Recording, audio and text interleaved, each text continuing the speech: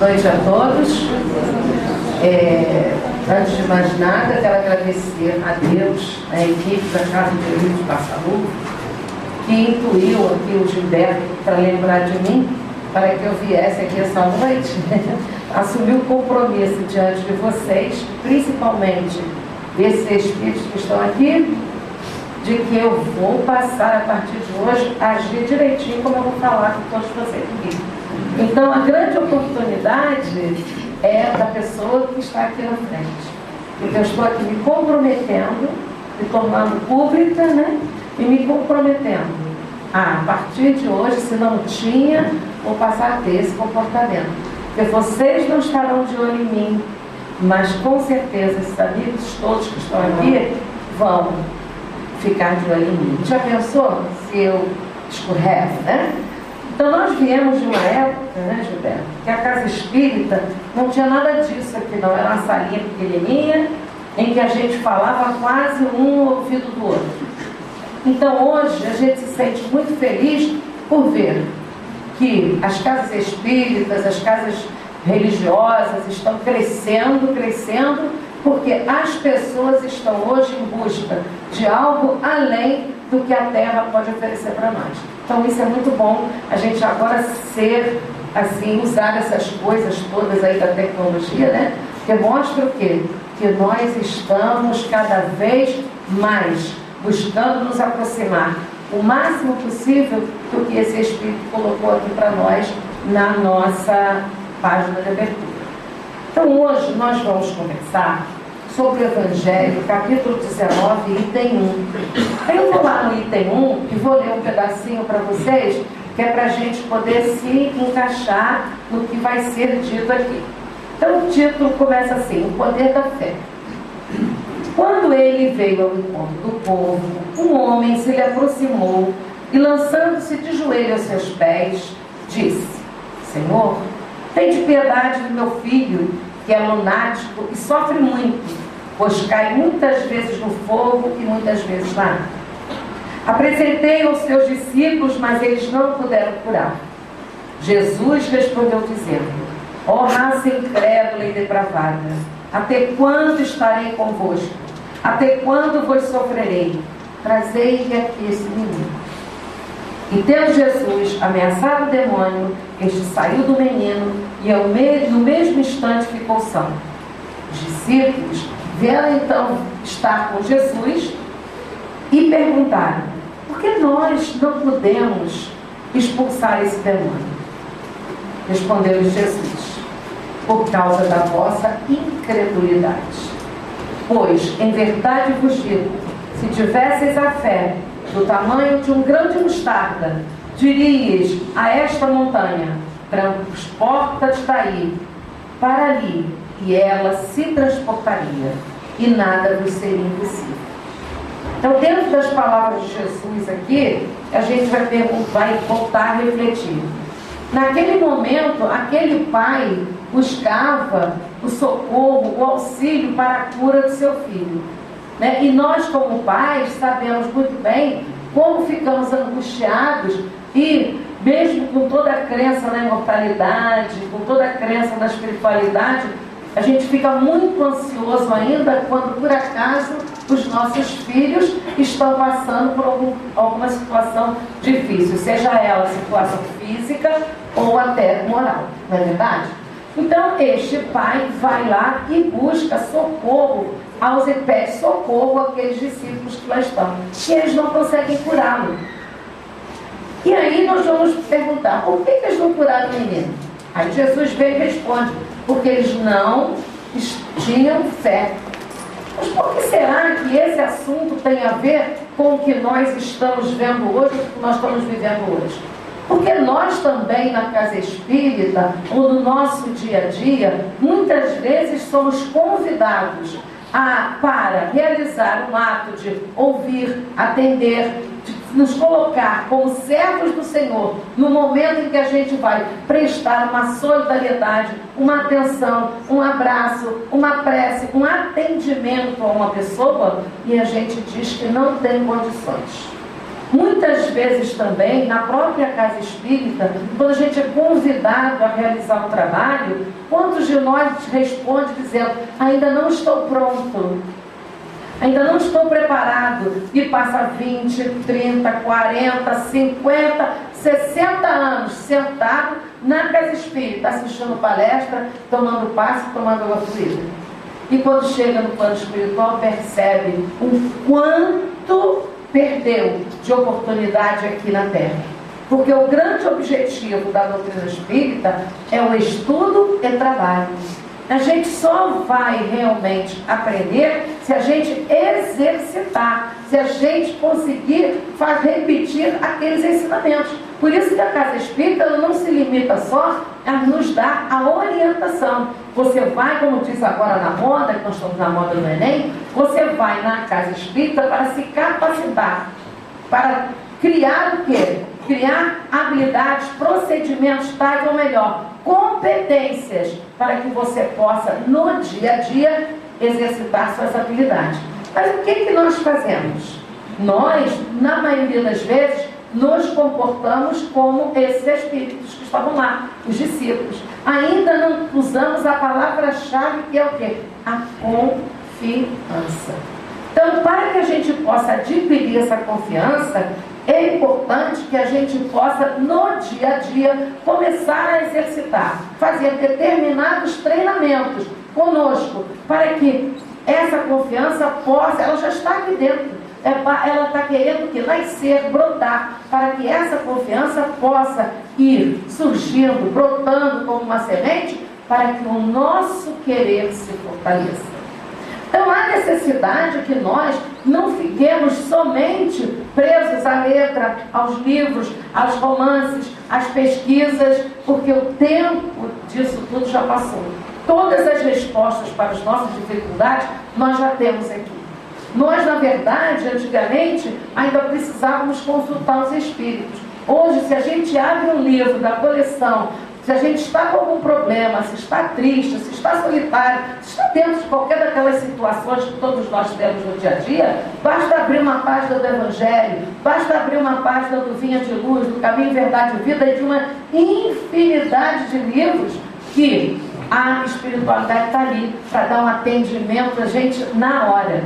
Então, nós temos que entender que todas essas mensagens, tudo isso aqui a gente vem, sente, vê que é bonito, que é belo, mas não é só para que a gente se preencha da beleza, não.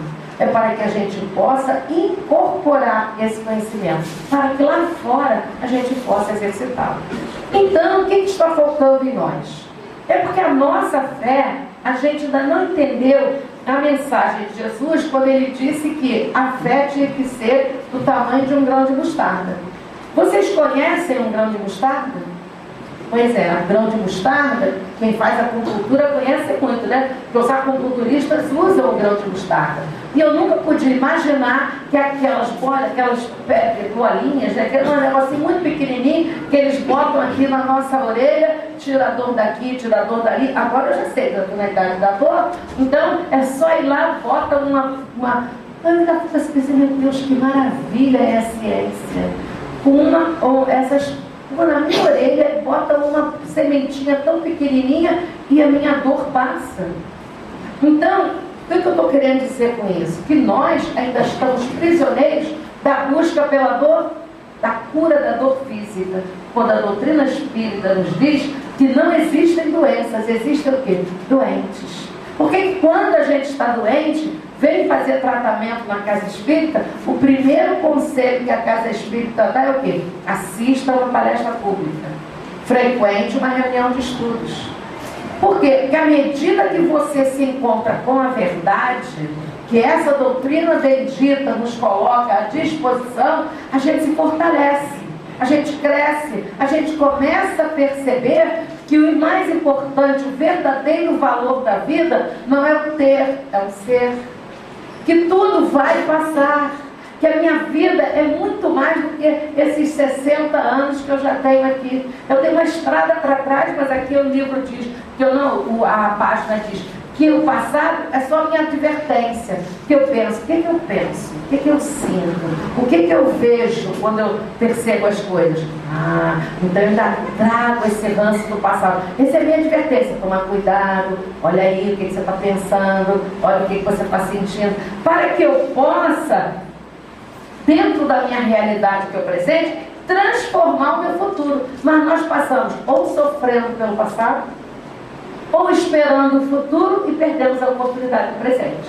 Então a necessidade é que nós procuremos essa cura física, sim. Essas bolinhas aí que são ótimas, são maravilhosas. Mas nós temos que nos conscientizar de que a verdadeira cura, ela sempre é o quê? Espiritual. Que nós somos espíritos ainda comprometidos com essas doenças que a gente convive, porque nós somos espíritos ainda deseducados em relação ao trato com o nosso organismo. Nós ainda não sentimos a beleza, a necessidade desse corpo. Vamos lá, avaliar o que está acontecendo. Saímos de crise de dengue. Qual é o problema da dengue? É o lixo provocado pelo homem. É a falta do homem, do desrespeito do homem pelo meio ambiente. Aí entramos agora no vírus da influenza. Qual é o remédio para o vírus da influenza? Lavar a mão, não ficar em ambiente fechado, aglomeração. Nós já não sabemos disso. Então a responsabilidade disso tudo é nossa, porque ficamos prisioneiros só o quê? Da vida física. Então, na família também acontece a mesma coisa. Quando a gente recebe um ser dentro da nossa família, a gente, em vez de pensar em como transformar aquele ser em um homem de bem, a gente pensa em transformá-lo em homem de bens. A gente está preocupado com a profissão, se ele vai perder os 200 dias de aula, se ele vai passar no Enem, se ele vai entrar no vestibular, e esquece de fazer a leitura de como é que aquele jovem está se comportando, como é que aquela criança está sinalizando que ela precisa de quê? Ela precisa de mais freio, de mais educação. Qual é o meu comportamento diante dela como exemplo para que ela não reproduza as minhas dificuldades? Então, nós espíritas temos que entender que o verdadeiro objetivo da vida é da educação do espírito. E o que disse Jesus a esse respeito, aqui na minha cola? Ele falou, novamente, do grão de mostarda. Quando ele falou do grão de mostarda, ele estava falando da energia. Vocês já pararam para pensar que um grãozinho, uma sementinha pequenininha, outro dia eu estava preparando uma palestra sobre essa questão do semeador, ia conversar com os jovens, então eu fui lá na internet, porque eu nunca tinha visto um pé de mostarda. Aí quando botou, aí fui lá olhar, gente, é um campo lindo, né? Amarelo, todo assim arbustivo, aquela coisa assim maravilhosa. Quer dizer, uma sementinha, ela dá origem àquele tudo. Uma sementinha de laranja que a gente planta, dá laranja quantas e quantas e quantas. Então, o tamanho do grão de mostarda é dizer o seguinte, que não a fé, ela não é medida pelo tamanho que ela tem. O tamanho dela não é a quantidade de reza que a gente faz, não é a quantidade de vezes que a gente vem a casa espírita, ela é medida pelo comportamento, pela nossa ação na hora das dificuldades. Porque muitas vezes eu venho todos os dias à casa espírita, mas eu só venho. Eu leio todos os livros, mas eu só leio. Por exemplo, quando eu era jovem, há pouco tempo, eu era apaixonada por André Luiz.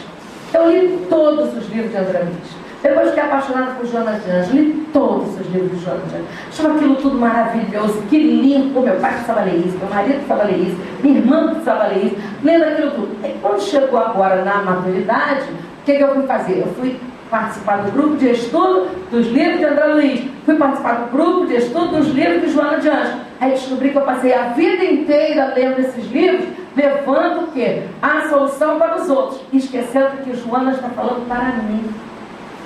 Ela está dizendo que o meu desafio hoje, enquanto espírito encarnado, é que eu saia de olhar para o vizinho e passe a olhar para mim. Então, por que nós ainda estamos equivocados? Porque a gente ainda acha que a fé, ela vai ser aquela fé do Alibaba. Abre-te, César, e vai abrir aquela caverna linda, cheia de ouro e brilhante, a gente vai entrar. e que a gente não entende que tudo é através da luta e do desafio, e que muitas vezes o que a gente está pedindo não nos compete ainda.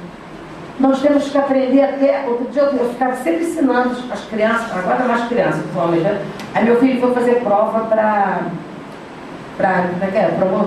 de motorista. Aí quando ele foi, tudo bem, quando ele voltou, ele falou: mãe, você orou por mim? Eu falei: orei. E você? Eu também. E como é que você pediu a oração? Eu pedi o que você me ensinou. Eu não pedi para passar, eu pedi que o melhor acontecesse para mim. Então, esta é a postura. Eu falei: meus parabéns, você aprendeu a lição. Porque foi isso que eu pedi a Deus. Que você ia fazer essa prova e que o melhor acontecesse para você. Porque muitas vezes a gente pede a espiritualidade alguma coisa que ainda não nos compete.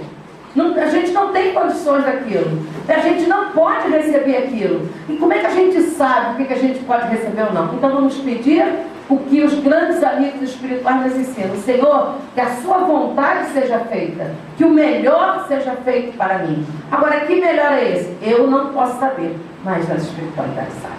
Então o que acontece? O grão de mostarda é esse. Aí lembrei, lá enquanto eu estava preparando a aula aqui, que tem uma música do Gilberto Gil que fala que o amor é como um grão. O grão morre e nasce o trigo morre e nasce o pão, e o pão vem saciar nossa fome, vem nos satisfazer, vem nos alimentar. Então, quando Jesus quis falar do grão de mostarda, ele quis falar a mesma coisa, que para que a nossa fé possa realmente se fortalecer, é necessário que a gente mate dentro de nós todo aquele homem velho que acha que com a fé vai conseguir fazer milagres. Porque milagres nós já aprendemos com a própria doutrina espírita que eles não existem. Existe o quê? Resultado, vitória pelo esforço de muito trabalho. E a própria ciência hoje, quem for estudar a Gênesis, vai entender todos aqueles milagres que se passaram na vida do Cristo. Então, nós temos que entender que é preciso que, como Francisco de Assis dizia, que eu, homem velho, morra para que eu, homem velho, enfraqueça, para que o novo surja em mim.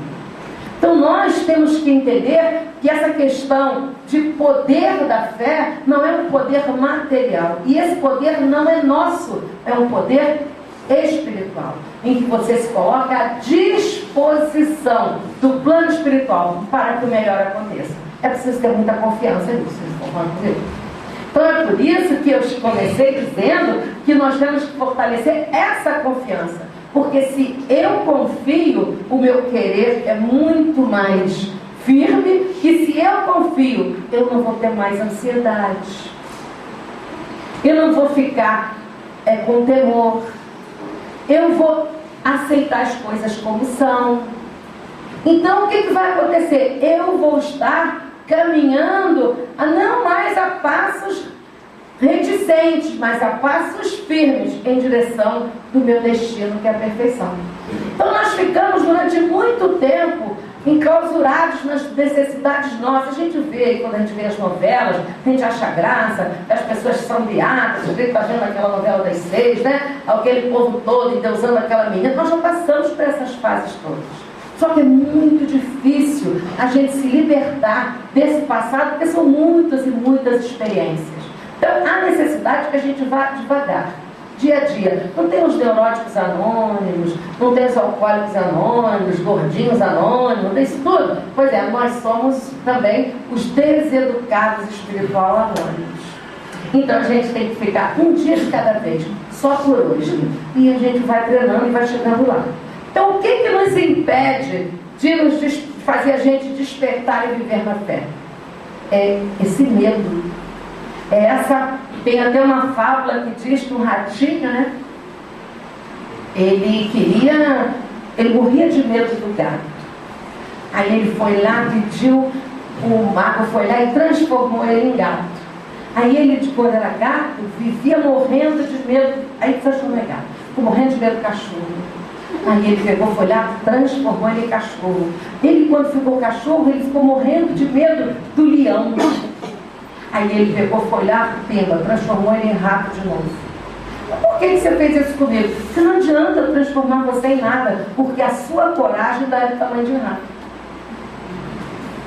Então, nós temos que entender isso, que essa coragem é particular, ninguém vai fazer transformação por nós, ninguém vai crescer por nós, ninguém vai fazer um esforço por nós, é individual. Embora nós caminhamos em grupos, nós precisamos dessa casa, precisamos da família, precisamos do ambiente de trabalho, esse caminhar, ele é solitário. Cada um de nós tem que buscar o que é que está me impedindo dessa caminhada? E tem que perguntar, será que tudo que eu estou aprendendo com a doutrina espírita está modificando o homem velho que eu sou? Se não está, pode, não é que abandonar a doutrina não, pode começar a investir. Em quê? O trabalho no bem. Vai fazer o trabalho no bem. Aí você vai ver que existem pessoas que vivem como ratos, mas a fé não tem nem tamanho. E nós vamos ver que não é a condição externa de cada um de nós que determina a fortaleza espiritual de cada um. Senão nós vamos ver as pessoas, por exemplo, o próprio Chico, uma pessoa tão frágil, né? Madre Teresa de Calcutá, uma pessoa tão frágil. E quantas pessoas fragilizadas a gente encontra pela rua, mas que na verdade são verdadeiros exemplos de fé, de confiança e de perseverança. Então, será que nós, no meio da tormenta, a gente consegue parar, respirar e saber realmente entrar em contato com o plano espiritual? Nós sabemos que no meio da tormenta é duro navegar. Concorda comigo, quem anda? Eu já não gosto muito desse negócio de barco, nem sem tormenta. Uma vez fomos fazer passeio de escuna e fomos na ilha, foi maravilhoso, achei lindo aquilo, puxa, até não tive muito medo não. Na volta, era contra a maré. Eu fiquei infartada, olha aí, infartada, olha a falta de fé aí, né? Olha a falta, mas quer dizer, na hora da dificuldade, na hora do problema, há necessidade de que a gente saiba que mesmo sendo duro navegar, é preciso que a gente não desista. Porque cada um de nós sabe que várias experiências, quando nós crescemos depois que passamos por horas de turbulência. E como há necessidade de que a gente ainda passe por essas tormentas, para que a gente se sacuda, porque senão a gente fica muito acomodado. A gente fica descansado, está tudo dando certo. Não tem aquele negócio de time que não está ganhando, não se mexe? Errado, nesse que tem que mexer. Por quê? Porque ficar na mesmice também, você cai na rotina e o time acaba deixando de ser time, passa a ser um bando. Então há necessidade que a gente mude as posições, que a gente troque os lugares. Quando a gente está no serviço, até na casa espírita, o pessoal vai, você agora não vai trabalhar mais nesse serviço não, vai trabalhar no outro. Uma vez aqui, vou contar do Gilberto, eu me inscrevi para participar de um grupo de estudos da Gênesis. E abriu um bando de cursos às sextas-feiras, ainda tem? Então eu me inscrevi na Gênesis, porque eu sou geógrafa, né? Adoro estudar a Gênesis. E eu e Berenice, tudo bem. Só que 50 pessoas se inscreveram no Livro dos Espíritos e 20 pessoas se inscreveram para fazer a Gênesis. Aí o Gilberto, daquele jeito que vocês conhecem muito bem, chegou e falou, olha, eu troquei tudo. O Pacheco vai na Gênesis e vocês duas vão dar 50, porque ele não vai administrar 50, que ele é médico, não está acostumado com isso, então vocês são professores, vão dar conta das 50. Bom, mas eu fiquei danada do Gilberto. Mandão, né? Aquilo trocou tudo. Não, mas sabe, porque eu sou ignorante. Porque muitas vezes o dirigente, ele às vezes toma essas atitudes, mas é inspirado pelo plano espiritual. E nós ficamos aqui 5 anos na sexta-feira, e quantas pessoas passaram por aqui, né? E outra, quanto nós aprendemos. Cada vez que a gente abriu o Livro dos Espíritos, às vezes, não, você não viu isso aqui, Berenice? Nossa, olha aqui, isso aqui. A gente não conseguia preparar uma aula igual a outra de um ano para o outro. Então nós temos medo das mudanças. porque a gente não quer sair da nossa situação de conforto. Estudar Gênesis para mim era muito tranquilo, estava dentro da minha área de trabalho, eu sabia todas aquelas histórias lá da formação da Terra, da formação do planeta, isso seria muito cômodo, mas não, a espiritualidade sabia que eu precisava de quê? Da atuação do Livro dos Espíritos. Quando eu sou vítima dessas coisas, essa semana também, a direção da casa me chamou, qual é o curso que você está fazendo? Eu falei, da mediunidade. Pois é, mas você vai sair do curso da mediunidade e vai passar a fazer o da Agostinho e Paulo de Tarso. Aí eu já melhorei. Aí me fez aquela assim, aí me despertou. Agostinho, por quê? Porque quem trabalha com educação porque a linha educacional de Eurípides é de acordo com a linha de Agostinho.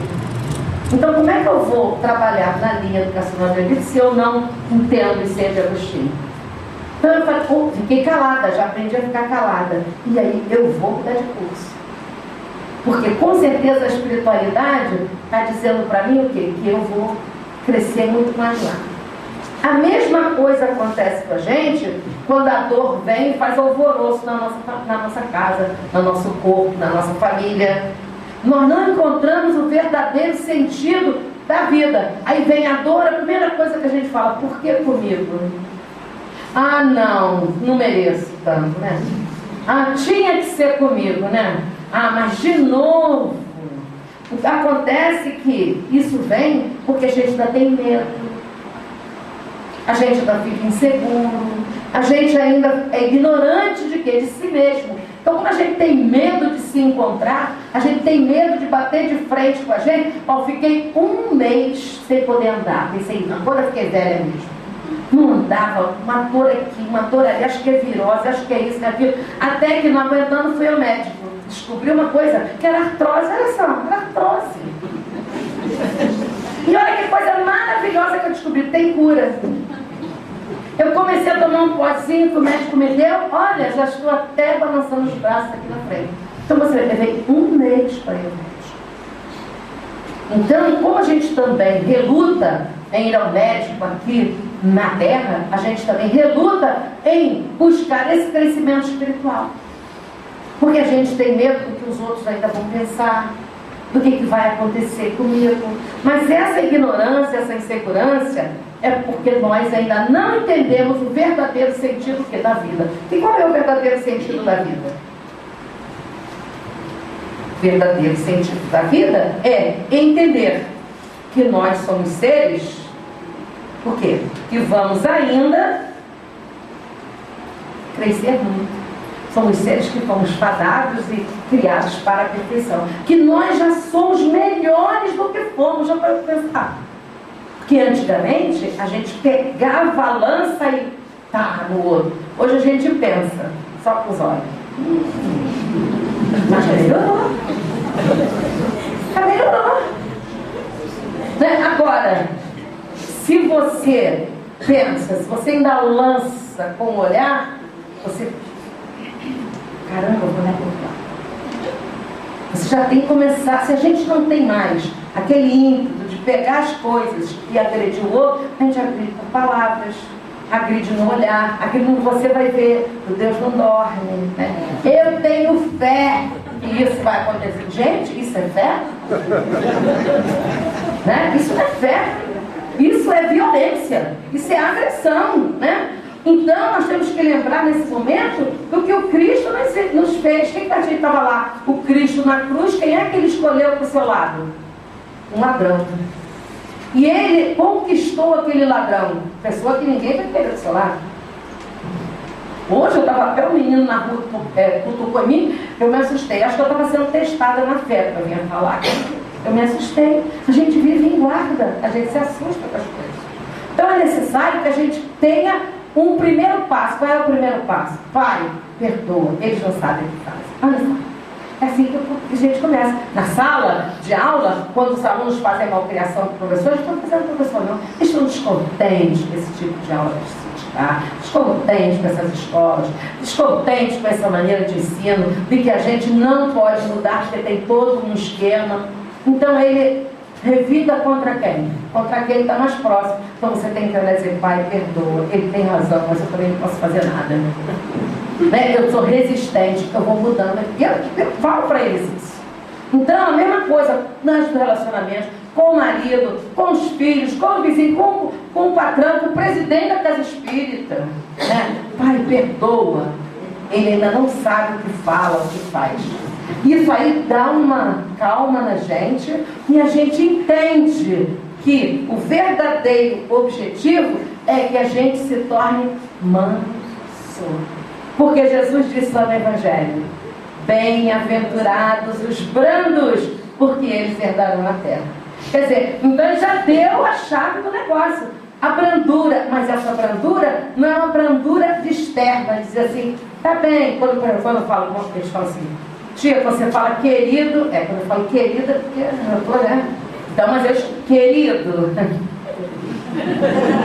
Então, isso é mostrando o quê? Que você ainda tem dentro de si esse vencer pela emoção. Então você percebe e fala, meu bem, querido, você começa a dulcificar sua voz, começa a dulcificar o seu toque, começa a dulcificar o seu olhar, e daqui a pouco você vai perceber que você está com o sentimento mais doce. E se o sentimento está mais doce, você está conseguindo, sabe o quê? Uma senha para viver na Terra novamente. Porque embora a gente saiba que o universo tem muitas moradas, né? A gente está querendo pouco tempo aqui. Então, saber que ainda não chegou a hora é um segredo também.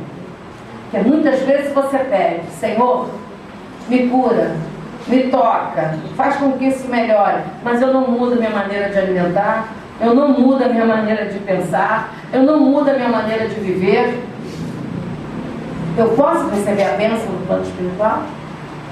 Eu venho para a casa espírita, vou tomar um passe de cura, e na hora do passe de cura, o médium está lá, se esforçando, me dando energia. Eu estou assim, amigo, será que ele vai botar a Maia para fora de casa hoje? Não tem energia que entre nessa pessoa. E a gente, que às vezes quando dá passe, vocês são passistas, sabe? Tem às vezes a gente estende a mão assim, você sente uma barreira, que não consegue nem mexer com a mão. Aí você já tem que pedir, meu Deus, já tem que pedir para abrir espaço naquilo ali, para aquela pessoa ser atendida. Então, saber que ainda não chegou a hora é uma coisa muito boa, porque eu não posso pedir a Deus o que eu não posso ter ainda. E se por acaso eu ainda não consegui aquilo, é porque ainda não chegou a hora, ainda não mereço ter aquilo. Não é porque eu não mereço, que eu não sou boazinha, não. É porque com certeza eu não vou saber administrar aquilo. Porque diz Joana de Ângeles que a espiritualidade só permite que venha para a tona, lá para fora do nosso baú, aquilo que a gente já pode resolver. O que a gente ainda não tem condição de resolver fica lá no fundo. Não vem. Porque nessa encarnação não adianta mexer com isso. Você ainda não está maduro o suficiente para isso. Então, se vem para a tona, é porque vai dar certo. Eu não estou entendendo nada, mas eu confio. Quando é que vai dar certo? Não sei, mas Deus sabe. Deus sabe. Porque nós trabalhamos muito em cima de respostas. Parece que a gente está fazendo aplicações de banco, Quantas vezes o cara, essa aplicação aqui é boa, você vai lá, aplica e perde tudo. Porque na vida as coisas são imprevisíveis. Imprevisível porque a gente não tem esse olhar profundo. Porque a gente não percebe, não olha com profundidade o outro. Então o que acontece? Confiança. Tudo vai dar certo. Ai, meu filho está desesperado, mas vai dar certo. Ah, mas essa turma está danada, mas vai dar certo. Esse serviço está difícil, mas vai dar certo. Por que vai dar certo? Porque todos nós nascemos para dar certo. Porque se não for, pode admitir que Deus permitiria que o espírito reencarnasse dentro de uma programação reencarnatória e de uma ambientação reencarnatória que não fosse dar certo? Não existe isso. Vai dar certo. Por que não está dando certo ainda? Porque não chegou a hora. Ou então porque você não está enxergando o caminho correto para que isso dê certo. E o primeiro passo para que isso dê certo é aquietar-se. É aquietar os seus sentimentos. É passar, respira fundo. Encontra com você, dedica um minutinho do dia para você. Não dedica na hora de dormir como Santo Agostinho, não, porque ele conseguia fazer a reflexão do dia. A gente é tão agitado que quando deita desmaia, né? Então, vai de ônibus, porque o estacionamento está caro, reflete no ônibus. Está parado no congestionamento lá, em vez de ficar reclamando, reflete naquela hora. Está escovando o dente, em vez de ficar olhando, nossa, nasceu mais uma ruga aqui, caramba, tem uma mancha aqui. Reflete, como é bom essa vida. Você pode fazer, não há necessidade da gente se recolher, ficar trancado em um lugar, para que a gente possa entrar em comunhão com a verdade. Nós nunca vimos Jesus recluso em lugar nenhum, vimos? Uma vez eu brinquei, eu sou a maior fã de Jesus. Era reunião política, ele estava lá. Era festa, ele estava lá. Era passeata, ele estava lá. Era oração, ele estava lá. Ele não saiu do mundo. Então nós não precisamos sair do mundo. É necessário que eu tenha essa confiança para que eu possa fazer com que essa fé brote. E como é que eu posso fazer isso? Primeiro, trabalhar o perdão. Posso pedir alguma coisa de bom para mim se eu mesmo não me perdoo? Se eu mesmo me violento com a culpa, se eu não perdoo o outro, se eu não aceito o outro como ele é, como é que eu posso querer benefício se eu não tenho dentro de mim o sentimento do perdão? E como é que eu posso ter esse sentimento? É difícil? Usa tolerância. Tolera. É difícil ter tolerância? Lembra daquele, pai, perdoa, ele não sabe o que fala. Pai, perdoa, ele não sabe o que faz. Gente, isso dá um banho de tranquilidade, e daqui a pouco o outro vem, desculpa pelo que eu falei, você nem lembra mais. Né? Outro passo é a calma. Eu sempre fui muito agitada, e hoje, na idade certa, né, eu aprendi que tem aquela, ando devagar porque tenho pressa. Realmente, quando você faz as coisas com calma, elas saem de maneira muito melhor, não é verdade? Então, se eu me agitei, se eu paro, respiro, olho fundo dentro de mim mesmo e falo, calma, vai dar tudo certo. Dá uma tranquilidade, você senta, você vai caminhando. Nós temos que treinar isso. Mas esse mundo louco, o mundo todo pode ficar louco, mas eu não. Eu quero paz. A paz, ela nasce dentro de nós. Ela não vai vir de fora para dentro. Ela é aqui dentro. A fé é a mesma coisa. Ela não vai ser colocada em ninguém com passe, com nome, com água fluida, não. A fé, ela tem que se despertar, ela já está aqui. Foi um valor que Deus colocou em nós. E como é que eu vou fazer ela acordar? Primeiro, esperança. Vocês estão de esperança no amanhã. Só vence, só acredita, só tem fé aquele que tem esperança no amanhã. Aí quando eu chego aqui e aprendo que eu sou um espírito, que esse corpo foi me dado por empréstimo, que tudo vai passar, que eu vou ter outras oportunidades e que tudo que eu tenho aqui eu vou ter que deixar, só vou levar tudo aquilo que eu dei para alguém ou doei para alguém. Olha só que tranquilidade. Olha como é que a vida muda. Poxa vida, como é que vai ser o meu amanhã? Com certeza vai ser muito melhor que hoje. E eu já posso dizer isso para vocês. Estou dizendo que quando eu comecei a Casa Espírita, era só uma salinha que a gente fazia reunião em volta da mesa e um falava para o outro. E agora a gente fala pela internet, a gente vai na rádio, a gente vai na televisão, a gente fala numa sala lotada dessa. Então, hoje é sempre melhor do que foi ontem. Então vamos acabar com essa história. No meu tempo, sabe qual é o meu tempo? É esse. Estou vivendo agora.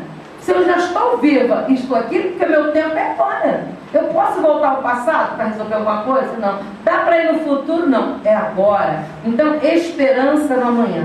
Outra coisa muito interessante é aprender a desenvolver em nós o olhar de mãe natureza. Como é que é o olhar de mãe natureza? É em tranquilidade, com paz, com tudo para todos. Para que a gente possa saber viver como Pestalozzi. Quando a gente lê lá no túmulo de Pestalozzi, diz assim, homem, tudo para todos, nada para ele. E a gente não consegue se fortalecer porque a gente pensa, primeiro eu. Não, agora eu vou me amar. agora eu vou me respeitar, agora vocês vão ver só, vou viver para mim, vou aproveitar a minha vida. Então o segredo é viver, mas é viver com a verdade. Uma coisa aconteceu essa semana na televisão que eu adorei.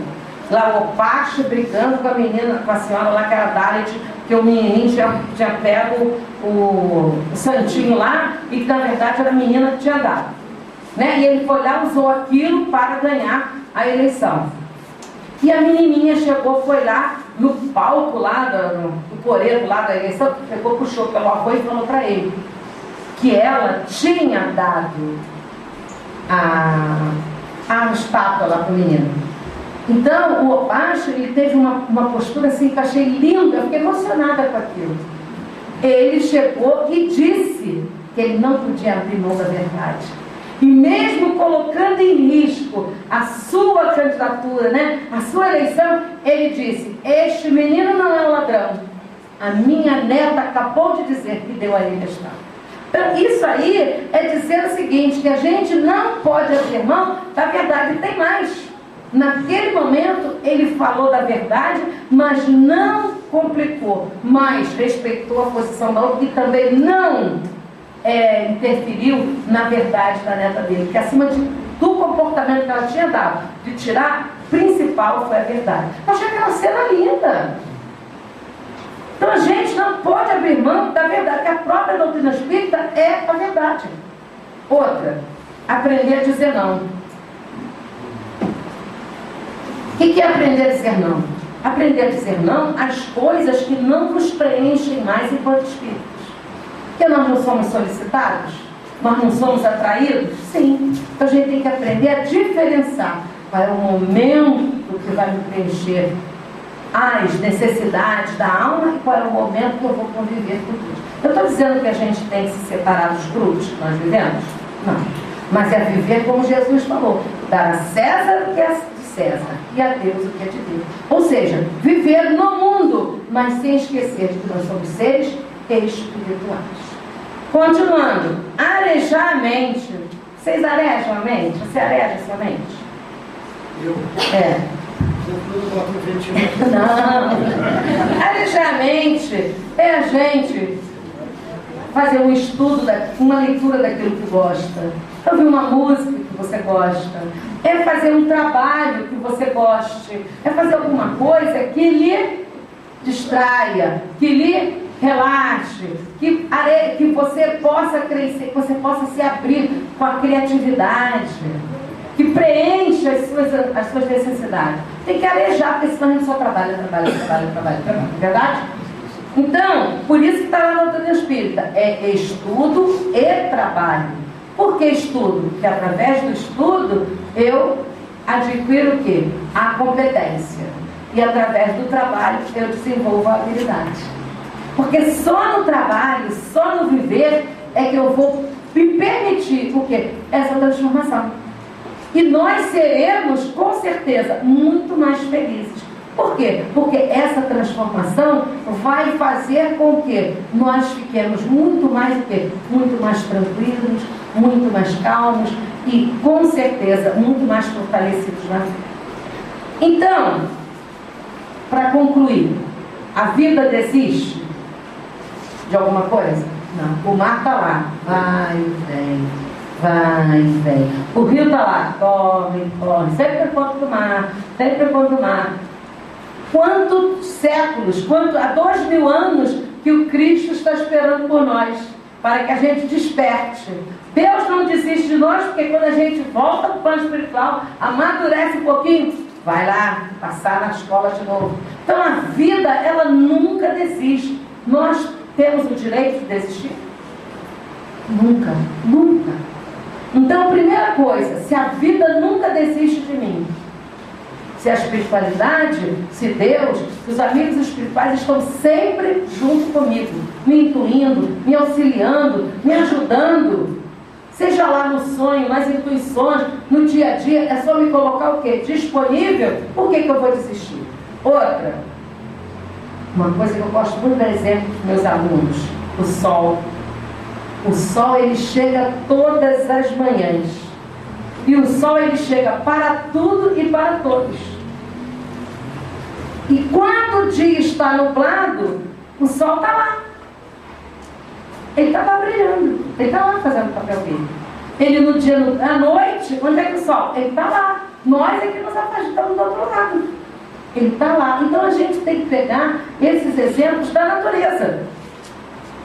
Se na natureza, a natureza todos os dias se renova para tudo e para todos, por que que eu vou escolher você, você ou você? Nós temos que estar disponíveis para tudo e para todos. Aqui do jejum claro. Deixa eu ver a tua cola aqui. Então, a vida, ela sorri generosa para todos nós. Então nós temos que todos os dias agradecer a Deus por essa dádiva da vida e fazer com que a gente também desenvolva dentro de nós esse sentimento de generosidade. Porque muitas vezes aquilo que a gente anseia tanto, aquilo que a gente precisa tanto, vai ser conseguido no momento em que você se predispõe a se doar, a ser generoso com alguém. Porque muitas vezes a gente quer ficar deitado em berço esplêndido, esperando a espiritualidade atuar sobre nós. Mas com certeza a espiritualidade vai ter muito mais condições de atuar sobre nós se nós estivermos dentro do trabalho do bem, se nós estivermos cheios de energias positivas. Porque aqui a chuva, é preciso de que haja chuva para que as flores nasçam. Não existe tempo ruim na natureza. Tempo ruim é para nós, tem que ir de casaco, tem que fazer da loja, guarda-chuva. Mas a natureza, ela precisa da chuva para que as flores possam nascer. Então a chuva, ela serve para refazer a natureza.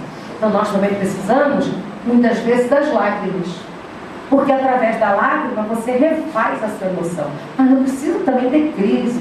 A lágrima, aquela lágrima da emoção. Eu não sei se vocês que eu fiquei emocionada com a cena da verdade. Nós precisamos dessas coisas. Para perceber que nós somos seres ainda que sentem. Outro assunto, eu falei do sol. Né? Que o sol, ele germina. Ele precisa vir para germinar as plantas. Nós temos que pegar o sol da verdade, Eurípides nos diz, o Evangelho é o sol da verdade, para que a gente pegue esse sol da verdade para germinar dentro de nós os sentimentos que Deus nos colocou quando nos criou. Aí outra coisa, o solo. Por que nós não tem vida na Antártica? Porque lá não tem solo.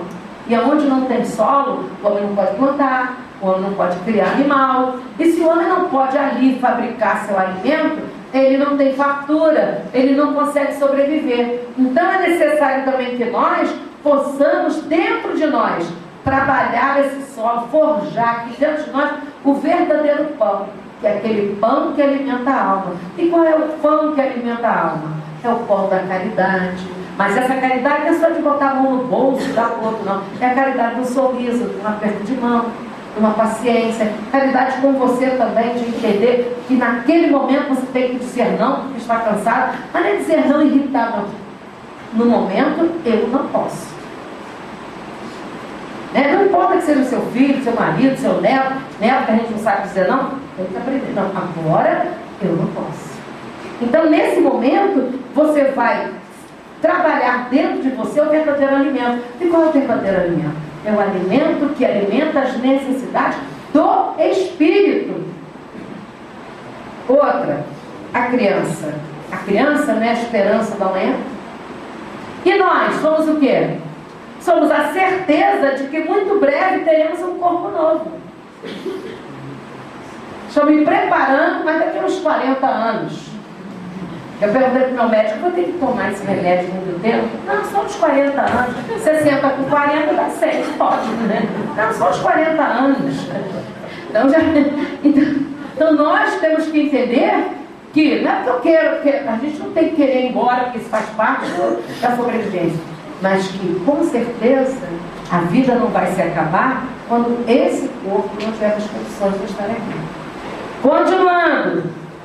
Sentir-se idoso. Idoso, sabe o que é idoso? É missão cumprida. Missão cumprida é tornar-se servo de Deus. Eu aprendi numa palestra essa semana, não, foi mês passado, o pessoal que veio lá de Minas, e eu adorei, porque diz que o idoso ele tem umas ausências, né? Às vezes ele senta, tem uns sonos assim, então diz que nesse momento ele está fazendo viagens, visitas ao mundo espiritual, para se preparar para ir embora. Então agora é proibido me acordar. Estou viajando lá no plano espiritual. Então eu quero dizer o seguinte, lembrar o poeta do interior. Eu gosto muito dos poetas do interior, porque eles são as pessoas simples que falam as coisas que eu gostaria de falar para vocês, mas que a cidade, que a vida embrutece a gente e a gente sente, mas não consegue transformar na palavra. Então eu vou pegar uma carona aqui que o poeta diz assim, sabe o que é fé? Fé é, em noite de céu apagado, a gente desenhar a estrela no chão. Em noite de céu estrelado, é a gente pegar a estrela na mão. Vocês já pegaram a estrela na mão? Há muito tempo que não pegam mais, porque a gente está dentro desse tumulto da cidade. Aí ele vem, e quando a agonia cruza a estrada, olha lá, agonia, eu peço a Deus para me dar sua mão. É muito simples, a fé é só isso. É a gente pedir a Deus não para parar a nossa fé, para Ele dar a mão para nós, para que a gente possa continuar aquela caminhada. Eu quero nesse momento pedir a Deus, né, nosso Pai, a Jesus, nosso irmão, a Eurípides, nosso amigo, companheiro e incentivador do trabalho no bem, que fortaleça a nossa coragem, que adube os nossos corações de muita energia, para que a semente do amor e da fé possa brotar em nós. E quero também pedir a Deus e a todos esses amigos espirituais que nasça em cada um de nós, em cada coração nosso, um mundo de paz, para que a nossa fé possa estar realmente fortalecida no verdadeiro amor, que é aquele amor de uma só direção. Eu estou disponível como serva do Senhor para todo aquele amor que eu já consegui armazenar em mim, que eu possa compartilhar com vocês. Esse é o verdadeiro caminho, quando a gente se torna disponível para o outro. Que a paz do Senhor nos abençoe, que a gente possa levar isso tudo para a nossa casa.